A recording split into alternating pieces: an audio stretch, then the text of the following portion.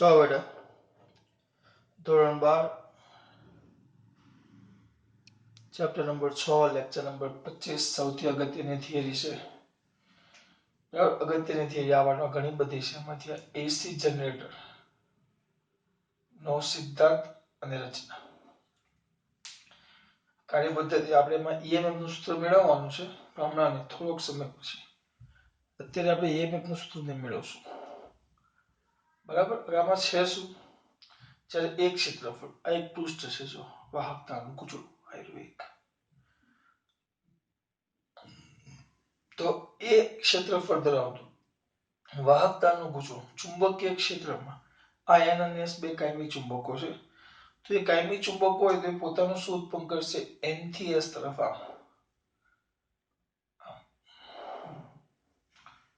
N થી S તરફ એનું ચુંબકીય ક્ષેત્ર હોય કાયમી ચુંબકીય ક્ષેત્ર તો એના ચુંબકીય ક્ષેત્રમાં ભ્રમણ કરે છે એટલે આખું છે ધ્યાનથી જુઓ તો આ ચુંબકની વચ્ચે છે આમ દોરું વધારીને દોરી શકે જો આમ વાંચો તો આ ચુંબકીય ક્ષેત્રની અંદર શું કરે છે ભ્રમણ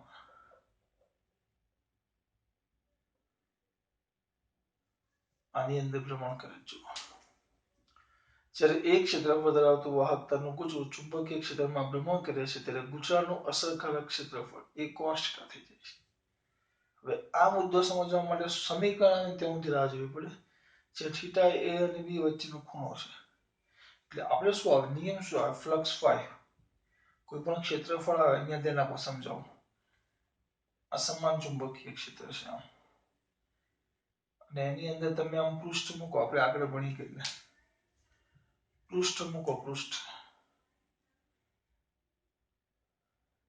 જો આમ સીધું હોય તો ફ્લક્સ ફાઈ સૂત્ર આપણે એવું આવે બી એ cos θ બરાબર બી એ cos θ આપણે એવું સૂત્ર લખીએ આ બી છે તો આ થીટા 0 કારણ કે બંને આ એ આ ક્ષેત્રફળ સદિશ છે અને ચુંબકીય ક્ષેત્ર બી બંને એક જ દિશામાં θ 0 તો cos 0 કેટલા થઈ જાય 1 is equal to ba થઈ ગયું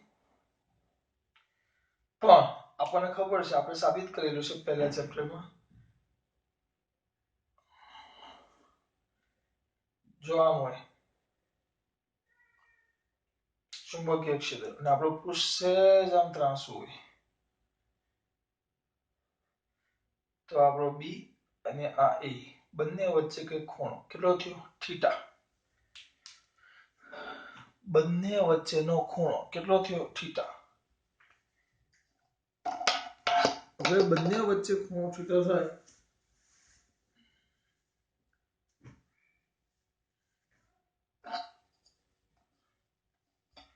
બંને વચ્ચે ખૂણો કેટલો થયો થીટા આ બી અને એ વચ્ચે બંને વચ્ચે ખૂણો થીટા થયો હવે થીટા થાય તો વાર્તા પૂરી આ બંને વચ્ચે ખૂણો થીટા થઈ ગયો આપણું સૂત્ર શું થશે બંને વચ્ચે ખૂણો થીટા થયો બરાબર તો હવે આપણું સૂત્ર ભણી ગયા flux y is equal to b a cos θ હવે આમાં b આપણું અચળ છે b બદલાતું નથી એટલે b ને અચળ લઈ લો તો વધ્યો શું a cos θ એટલે આપણું અસરકારક ક્ષેત્રફળ એ લોકો એમ કહે છે a cos θ એટલે ક્ષેત્રફળનો કયો ઘટક લેવાનો cos θ ટૂંકમાં b ની દિશામાં ચુંબકીય ક્ષેત્ર b ની દિશામાં એટલે અસરકારક ક્ષેત્રફળ કેટલું થાય a cos θ જે θ એ b અને a વચ્ચેનો ખૂણો છે મેં તમને સમજાવ્યું આપણી લૂપ આમ ફરશે અહીંયા એટલે આ બે છે આ બે ચુંબક તેની વચ્ચે આપણી લૂપ આમ ફરે આમ મૂકી દે હવે આ બે છે હવે આ એક હાથ લઈ લો છું તમારે સમજવાનું આ બે છે તાની વચ્ચે ચુંબકીય ક્ષેત્ર થાય તેમ આપણો ગૂંચવું આમ ફરે છે આમ ન ફરે આખું ફરે હાથ રાખવાનો છે મારે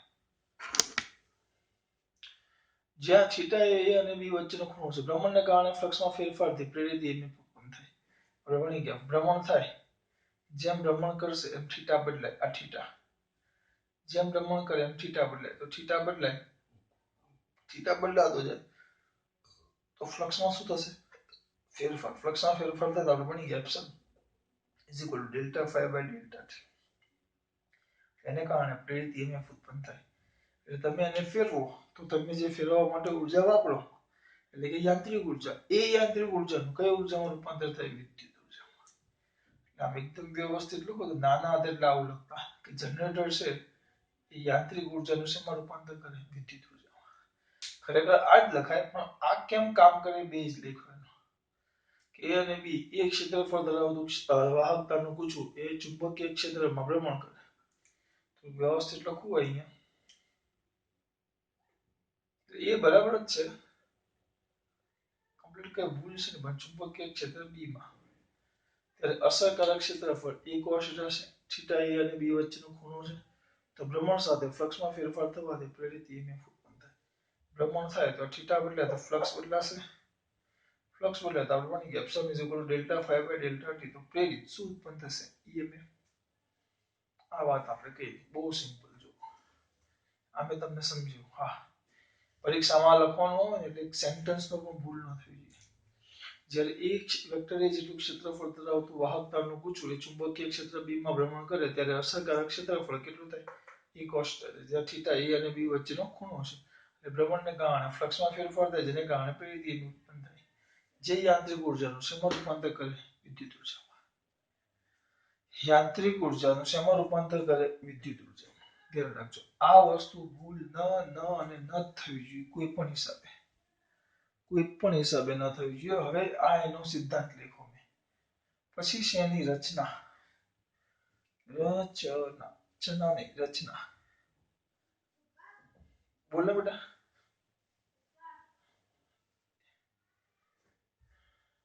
એક જ મિનિટ બેટા.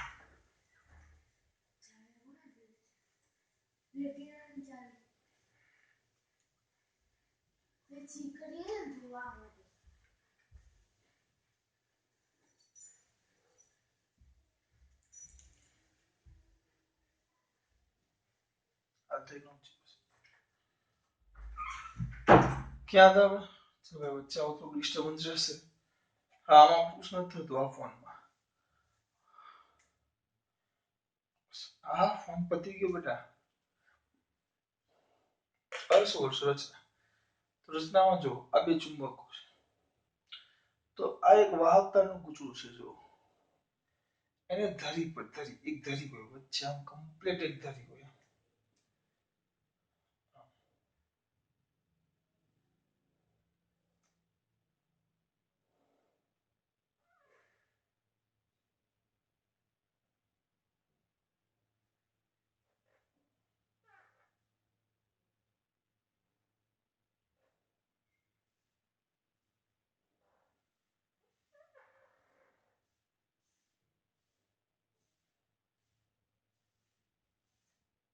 ધરી વાંકી વળી ગઈ છે આમ સીધી સમજી લેવાનું. સ્કેલ નથી મારી પાસે. આ કમ્પ્લીટ એક ધરી છે. ધરી ધરી છે. શું છે બેટા? ધરી. તો સાફ્ટ પર એ લોકો એને સાફ્ટ કહે. શું કહે? સાફ્ટ. સાફ્ટ કે આ સાફ્ટ પર શેના પર? સાફ્ટ પર જડિત કરેલું. જડિત એના સાથે આ જોઈન્ટ કરેલું છે. આ સાફ્ટ છે. આ ધરી ધરી પણ કહેવાય. ધરી આ ધરી છે. તો આ ધરી પર વાહકતાનું શું વિચારેલું હોય? ગુચવું. એટલે આખી રચના થઈ જાય. આ આખી રચના તમે આમ ખરેખર પેલી 10 રૂપિયા કે 20 રૂપિયાની મોટર લાવો તો આમ હોય. આમ ધરી હોય અને અહીંયા વચ્ચે 10 રૂપિયાની મોટર લાવો તો વચ્ચેના અહીંયાના ભાગમાં ગુચવું હોય આખું. વાહકતાનું ગુચવું.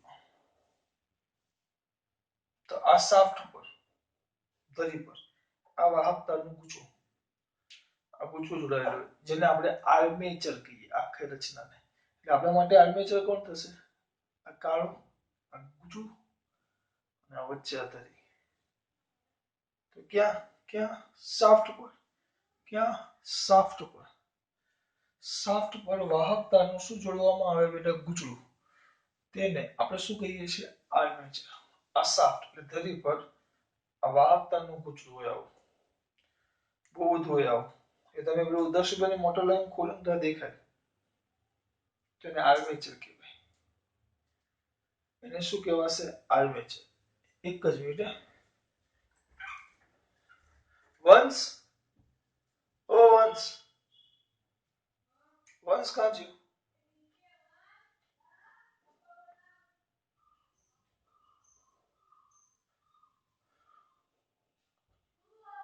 એટલે 10 રૂપિયાની મોટર હા બેટા પેલી ભાઈ પેલી મોટર હા મોટર તું લાગ પેલી ફેરવવા વાળી ઓ કઈ હા આપ તો મને ખુલી ના તૂટેલી હોય તો આપ ચાલો વંશ ફાયર તો આપણે જોઈએ યાંત્રિક ઉર્જાનું વિદ્યુત ઉર્જામાં રૂપાંતર કરે એટલે આને આર્મેચર કહેવાય. હવે કેવું હોય જુઓ આ જે ધરી છે ધરી અને આ ચુંબકીય ક્ષેત્ર બંને એકબીજાને કેવા હોય એટલે આ ગુજરાતની ધરી એટલે આ ભ્રમણાક્ષ આ ગુજરાતની ભ્રમણાક્ષ અને આ ચુંબકીય ક્ષેત્ર બી બંને એકબીજાને કેવા હોય લંબ આ ભ્રમણાક્ષ અને આ ચુંબકીય ક્ષેત્ર બંને એકબીજાને કેવા હોય લંબ.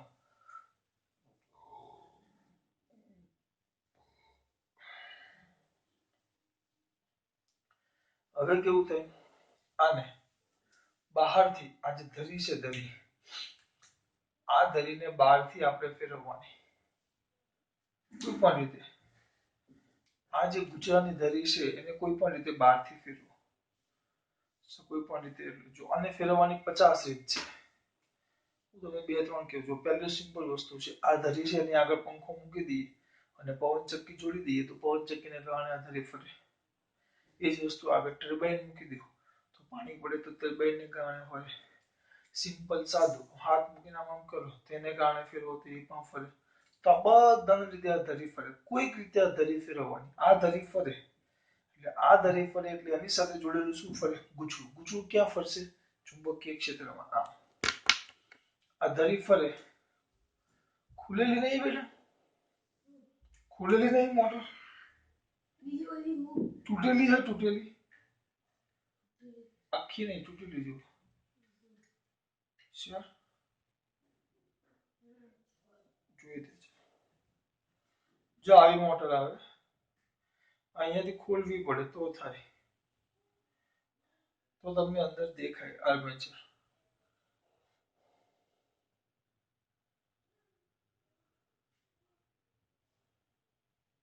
કરી પેલા આપણે થિયેટર જોઈ ત્યાં કંઈક કરી જોઈ એટલે પહેલા ક્યાં તો આપણે અહીંયા જુઓ તો આ ગુચરાને યાંત્રિક રીતે આ ગુચરું છે તો એને યાંત્રિક રીતે શું કરવામાં આવે બાહ્ય માધ્યમમાં કોઈ રીતે ફેરવવામાં આવે અને બાહ્ય માધ્યમમાં ફેરવો આ ફરશે એટલે આપણને ખબર શું થશે ફ્લક્સનું સૂત્ર શું છે phi is equal to ba cos theta theta બદલાય તો થીટા બદલાશે એને કારણે સતત ફ્લક્સ બદલાય અને ફ્લક્સ બદલે એને કારણે EMF પ્રેરિત થાય. આ વિધાન ગોખવાના નથી સમજવાના છે. EMF પ્રેરિત થાય તો આ જે બે છે ને એ સ્લીપ રિંગો છે સ્લીપ રિંગો આ બેને સ્લીપ રિંગો કહેવાય. આ જે બે છે આ ગોળ આ જે ગોળ દેખાય ને આ ગોળ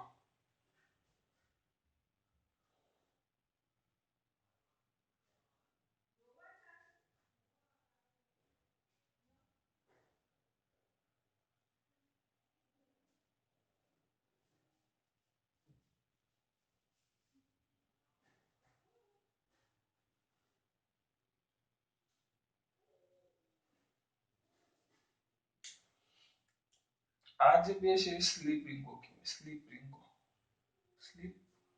રિંગો જેમ ફરે અહીંયાથી બરાબર અને આ જે બે આવ્યા આ બેને કહેવાય બ્રશ જેની સાથે જોઈન્ટ હોય ધ્યાન રાખજો ખુલેલી નાખી આમ પાછળ બતાવી દો ના ના ચાલ જવા દે વન સેકન્ડ વર્તુળ આપી જા વર્તુળ બડી કર પેલું અણી વાળું આવે અહીંયા રાખો ક્યાં હતા આપણે એને સ્લીપ રિંગો સમજવાનું છે આ વસ્તુ ગોખો તો મજા નહીં આવે એટલે થોડોક ટાઈમ વધારે લેવું છું. એસી જનરેટર જ્યારે એ ક્ષેત્રફળ ધરાવતો એટલે આ તમારું રચના અને સિદ્ધાંત પૂરું શું બહુ સિમ્પલ એટલે આ જે છે તો આ ગુચરું કોની સાથે જોડેલું સ્લીપ રિંગો બે સ્લીપ રિંગો સાથે જોડેલું બે સ્લીપ રિંગો કોની સાથે બ્રશ સાથે જોડે અને પછી એને બાહ્ય પરિપથ સાથે જોડવામાં આવે જે ઈએમએફ પ્રેરિત થયું એને કારણે પ્રવાહ ઉત્પન્ન થાય એ પ્રવાહ અહીંયાથી બહાર આવે જનરેટર એટલે તો આપણને કરંટ મળે. હા, આપણા ઘરે જનરેટર હોય પેલું દેશી જનરેટર, તો દેશી જનરેટર કોને કારણે ઉત્પન્ન થાય? યાદ કરો, જનરેટર રાખેલા છે કારખાનામાં અથવા ગામડામાં. જનરેટર હોય એ ડીઝલથી ચાલતા હોય. એક નાનું મશીન હોય જેમાં ડીઝલ ભરે એટલે મશીન ફરે, મશીન ફરે ઠક ઠક ઠક ઠક ઠક ઠક. એટલે એને પૈંડું ફરે એટલે એની હાથે આ વસ્તુ જોડેલી હોય. એટલે ચુંબકીય ક્ષેત્રમાં ગુજવું ફરે, ચુંબકીય ક્ષેત્રમાં ગુજવું ફરે એટલે પ્રેરિત શું ઉત્પન્ન થાય? ઈએમએફ. આપણે તો ટૂંકમાં પ્રેરિત ઈએમએફ ઉત્પન્ન કરવાનું છે. કોઈ પણ હિસાબે પ્રેરિત શું ઉત્પન્ન કરવાનું? ઈએમએફ. પ્રેરિત શું ઉત્પન્ન કરવાનું? ઈએમએફ. ધ્યાન રાખજો. આ એની રચના અને સિદ્ધાંત થયો.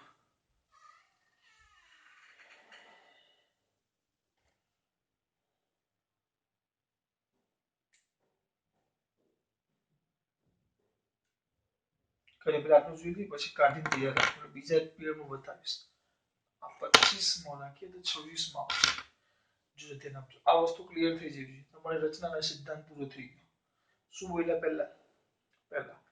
પહેલા કઈ વસ્તુ બોલ્યા કે વાહક ક્ષેત્રફળ ધરાવતું વાહકતાનું ગુચ્છું ચુંબકીય ક્ષેત્ર બી માં. હવે ગોખાઈ જવું જોઈએ. એ ધરાવતું વાહકતાનું ગુચ્છું ચુંબકીય ક્ષેત્ર બી માં ભ્રમણ કરે ત્યારે અસરકારક ક્ષેત્રફળ કયું થાય? એ cos થીટા થાય.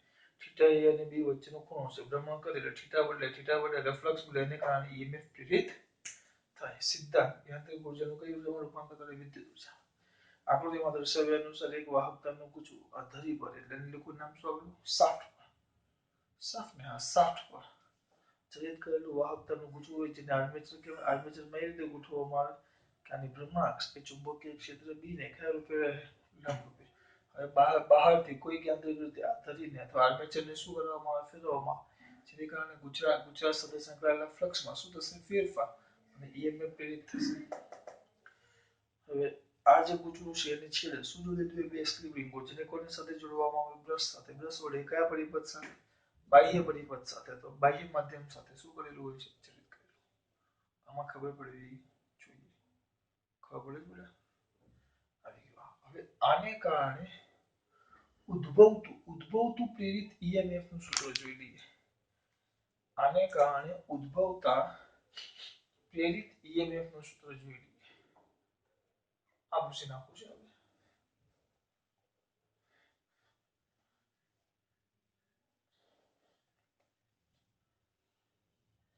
આકૃતિ રહેવા દે. કંટ્રોલ આપણે સમજીએ ને.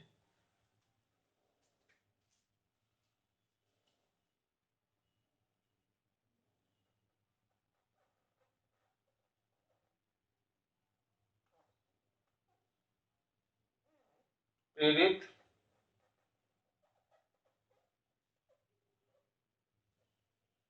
નું સૂત્ર.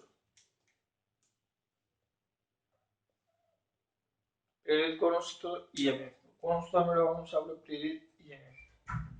શું મેળવવાનું છે? સૂત્ર. જો ધ્યાન આપજો ખાસ. તો પહેલા ધારો કે શરૂઆતના સમય ધારો કે t બરાબર 0 સમય b અને a વચ્ચેનો ખૂણો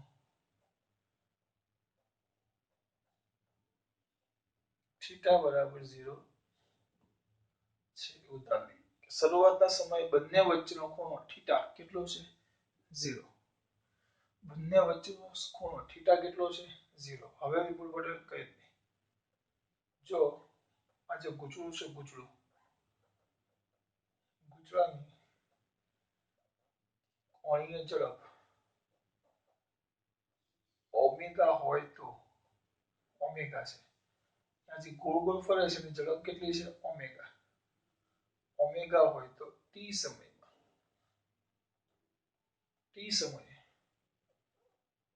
બી અને એટલે ચુંબકીય ક્ષેત્ર બી અને ક્ષેત્રફળ સદિશ એ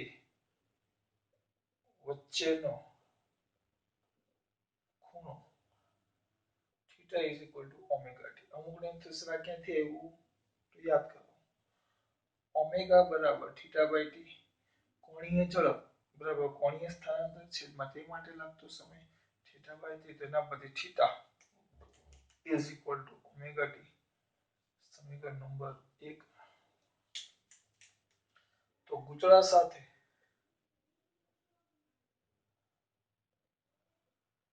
કૂતરા સાથે સંકળાયેલ ચુંબકીય flux 5 is equal to ba cos theta. Theta is equal to omega t છે તો is equal to ba cos omega t 5 જેને આપણે કહેશું સમીકરણ નંબર લાઈનમાં જે આવતું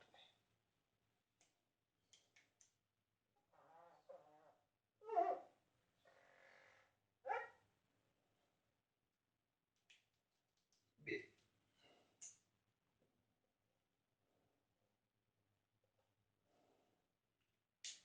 આગળ જઈએ t સમયે b અને a વચ્ચેનો ખૂણો θ બરાબર 0 છે જો ગુજરાતની કોણીય ઝડપ ઓમેગા હોય તો t સમયે b અને a વચ્ચેનો ખૂણો θ બરાબર omega t 5 is equal to ba cos જો n આટા હોય કેટલા આપણે આમાં એક જ આંટો લખ્યો છે પણ n આટા હોય તો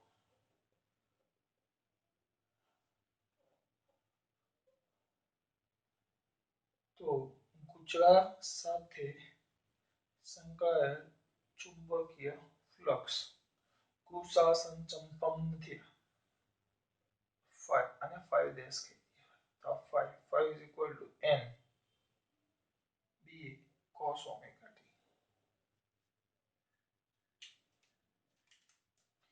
અને કહેવાશે સમીકરણ નંબર 3 આપણે EMF શોધવાનું છે સમીકરણ 3 નું સમયની સાપેક્ષે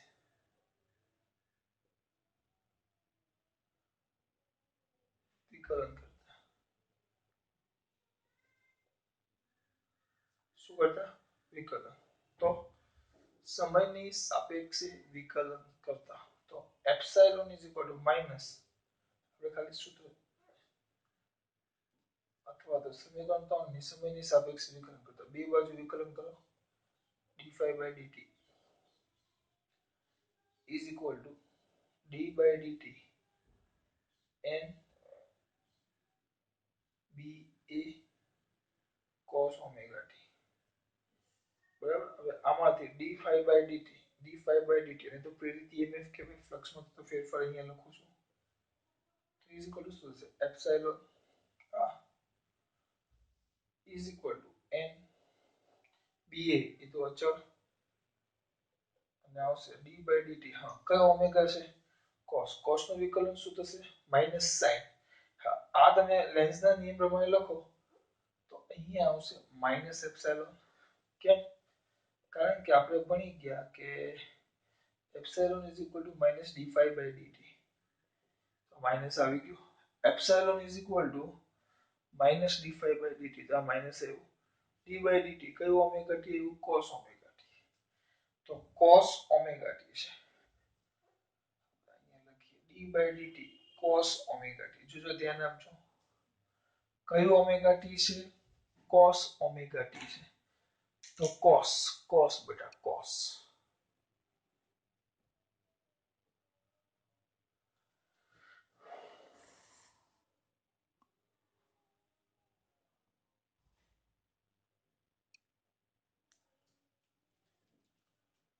તો આ જે cos છે cos અહીંયા લખીએ છીએ therefore minus epsilon is equal to nba એ તો અચળ d/dt cos omega t હવે તમને 12મા વાળા થોડું વારે ઘડી નો કીધું હોય minus epsilon nba cos નું થાય sin omega t પણ માઈનસ sin આવે એટલે આગળ માઈનસ માઈનસ ઉડી જાય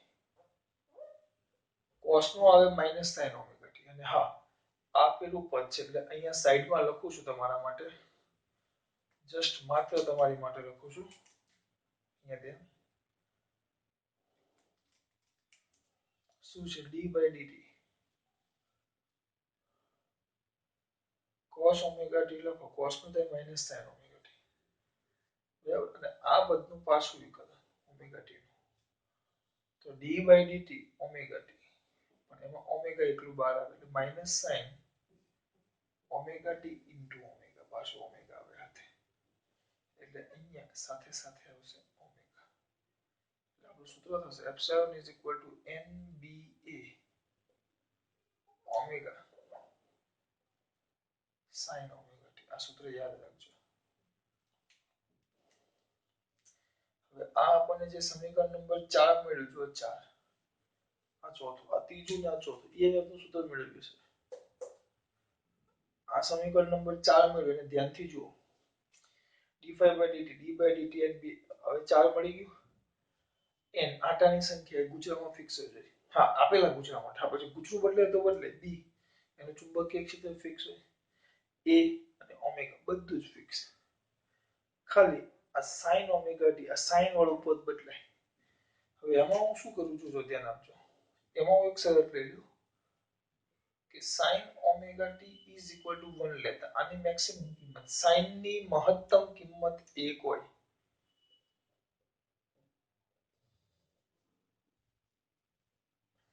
sin ની મહત્તમ કિંમત 1 હોય sin ની મેક્સિમમ કિંમત sin ઓમેગા t બરાબર 1 લેતા એપ્સિલોન મેક્સિમમ થઈ જાય IMF મહત્તમ થઈ જાય તો આપણે આ રીતે લખશું epsilon 0 is equal two NBA ચાલો કામ કરું વ્યવસ્થિત લખું 1 લેતા EMF મહત્તમ થાય જેને આપણે આમ લખશું તો epsilon 0 is equal two NBA omega એને આપણે એપ્સિલોન 0 કહેશું તો સમીકરણ 4 માં કિંમત મૂકો સમીકરણ 4 માં કિંમત મૂકતા તો સમીકરણ 4 માં કિંમત મૂકો તો હવે અહીંયા કિંમત મૂકીશ epsilon is equal two epsilon 0 કે આની જગ્યાએ એપ્સિલોન 0 આવશે આ તમારું સમીકરણ નંબર 5 અને અગત્યનું સમીકરણ પ્રેરિત EMF નું સૂત્ર સમીકરણ નંબર 5 અને પ્રેરિત EMF નું સૂત્ર હવે શું કરશું તમારો પણ આ સૂત્ર યાદ રહેશે હવે અહીંયા જો અહીં છેલ્લે એક બે મુદ્દા લખેલા છે સૂત્ર આવી ગયું આપણે અંદર એક બે મુદ્દા લખેલા છે કે આમાં જો EMF છે એમાં સાઇન વિધેય છે સાઇન